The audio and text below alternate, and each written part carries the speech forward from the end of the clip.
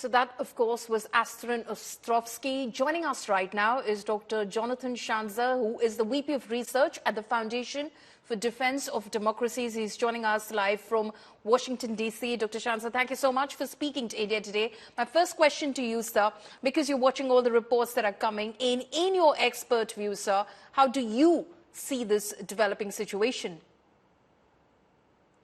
First and foremost, as a significant surprise from the Israeli perspective. They clearly were not ready for this, but I think that much of this can be attributed to the Islamic Republic of Iran, which is the #1 source of arms and funding and training for the Hamas terrorist organization.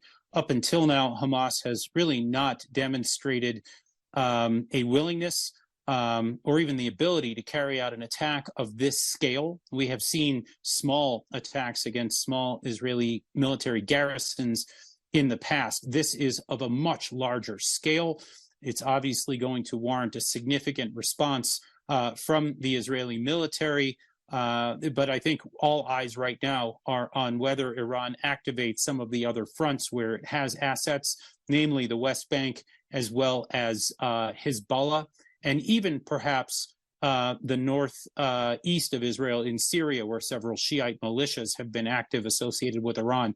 So this is a very fluid situation, but I think we could be just watching the beginning of a process. Whether it turns into an all-out war in the Gaza Strip or whether it turns into something even larger remains to be seen. Right. So that is, of course, what you're saying. Also, sir, the second question that I'm going to ask you is about the situation as it's developing at the moment, sir. How do you see that situation as well? Because many are asking, how did Israel not see this coming, especially with the sort of intelligence apparatus that it has, the security paraphernalia that it has at the border itself, in terms of listening devices, in terms of cameras, in terms of boots on the ground? Was Israel caught napping at the wheel?